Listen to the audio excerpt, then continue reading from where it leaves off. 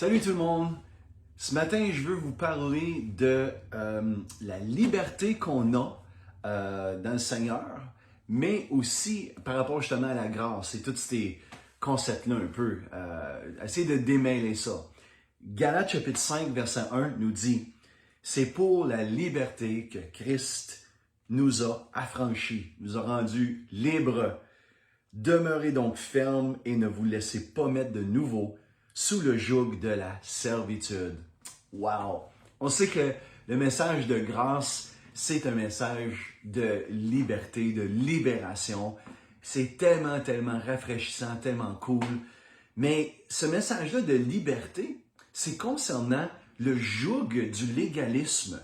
C'est, juste pour encore vous remettre dans le contexte, de vous rappeler que les judaïsants, les gens qui disaient que Jésus, oui, c'est lui qui nous rend libres, c'est lui qui nous sauve, mais il faut obéir la loi aussi. Donc, si on veut obtenir quelque chose de la part de Dieu, ça prend les deux. Ça prend Jésus qui est mort sur la croix, mais il faut accomplir la loi. Pour nous aujourd'hui, bien, on se fait toutes sortes de lois, on se fait toutes sortes de règlements pour mériter mériter quelque chose de la part de Dieu. Et facilement, ça peut devenir un joug. Facilement, ça peut devenir quelque chose qui est difficile à faire, qui amène une pression sur nos vies, qui amène un esprit de performance. Puis ça devient difficile. Puis la vie chrétienne perd, sa joie, on perd notre paix, on perd juste comme Puis la grâce, c'est pas ça. La grâce, c'est Jésus a tout accompli. Et on a simplement à mettre notre confiance en lui. On met notre confiance dans le fait qu'il est mort sur la croix, il a tout accompli. Et aujourd'hui, je suis accepté de la part de Dieu à cause de Jésus.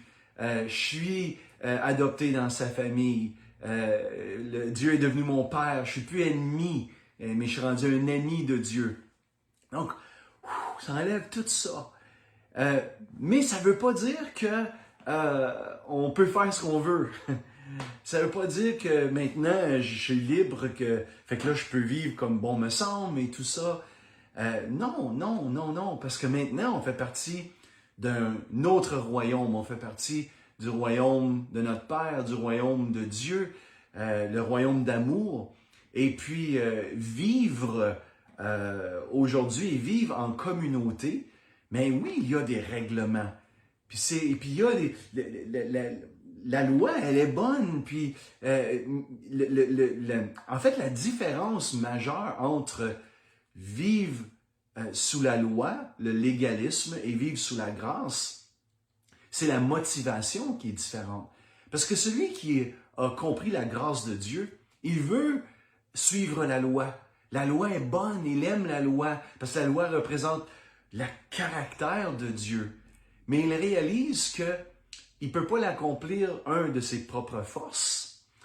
Puis deux, c'est qu'il ne l'accomplit pas pour obtenir quelque chose de la part de Dieu. Non, il fait parce qu'il aime Dieu, puis il sait qu'il veut plaire à Dieu. Et donc, il le fait justement comme un fils qui veut obéir à son père, qui veut obéir aux commandements de son père. Donc ça, c'est bon, ça.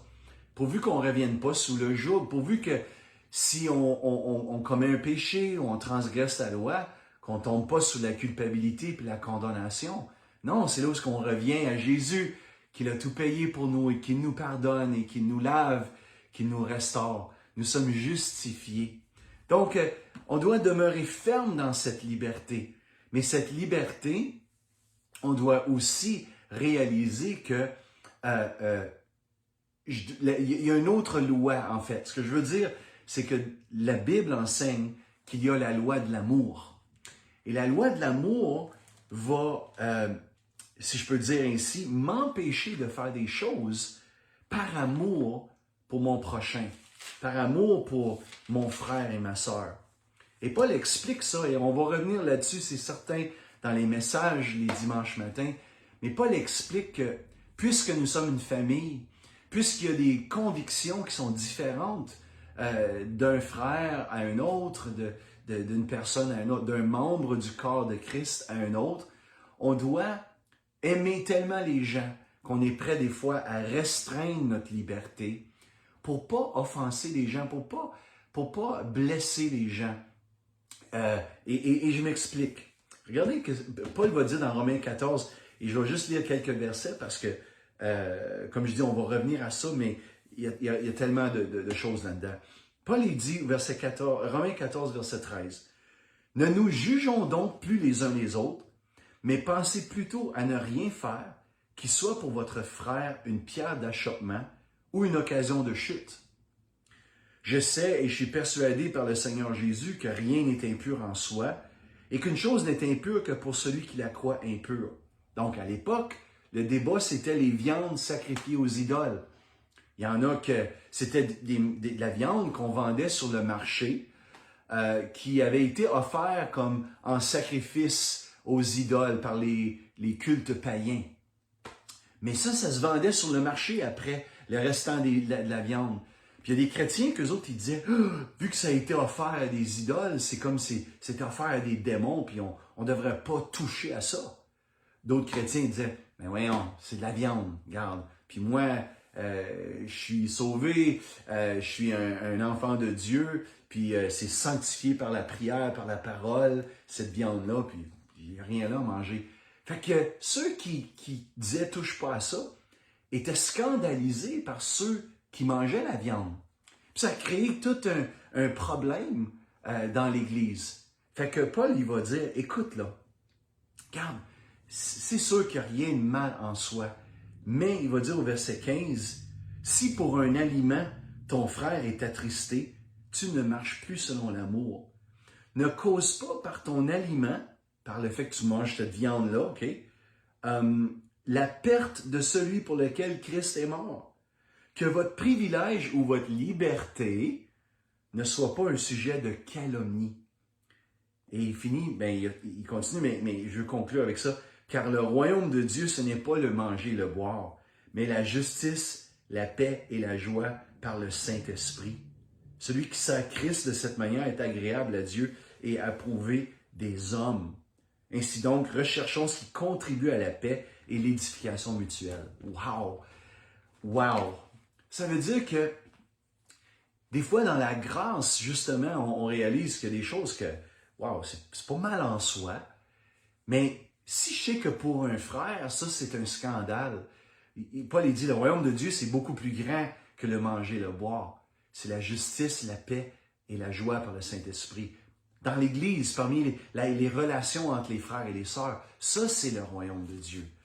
Donc, tu sais, mange donc la viande tout seul chez vous. Tu sais, faisant pas un plat, là, faisant pas ton sujet de liberté, ton privilège, que ce soit pas un sujet de calomnie pour les frères. Mange-les chez vous, puis tais-toi. Tu sais, veut dire, il n'y a rien de mal en soi. Puis évidemment, Paul, il parle de choses qui sont pas mal en soi, que la Bible, parce qu'il y a des choses que la Bible dit, non, ça, fais pas ça. Ça, c'est péché. On parle pas de ces choses-là ce matin. On parle de choses, des zones grises dans la Bible où c'est pas clair. Vous comprenez? Fait que, oui, on est libre en Jésus. Wow! Il nous a libérés du joug de la loi, de la performance. Mais que cette liberté soit pas quelque chose qu'on abuse, abuser de la grâce de Dieu. Donc, le joug, il va dire dans Galates 5, ne vous mettez pas à nouveau sous le joug du légalisme, mais mettez-vous plutôt sous le joug de Jésus. Et Jésus va parler dans Matthieu 11, verset 28. « Venez à moi, vous tous qui êtes fatigués et chargés de cette loi-là, de cette pression-là, de performer, de faire des choses parce qu'on sent qu'on n'est jamais assez, on n'a jamais été à la hauteur de Dieu. Bon, venez à moi, puis je vous donnerai du repos.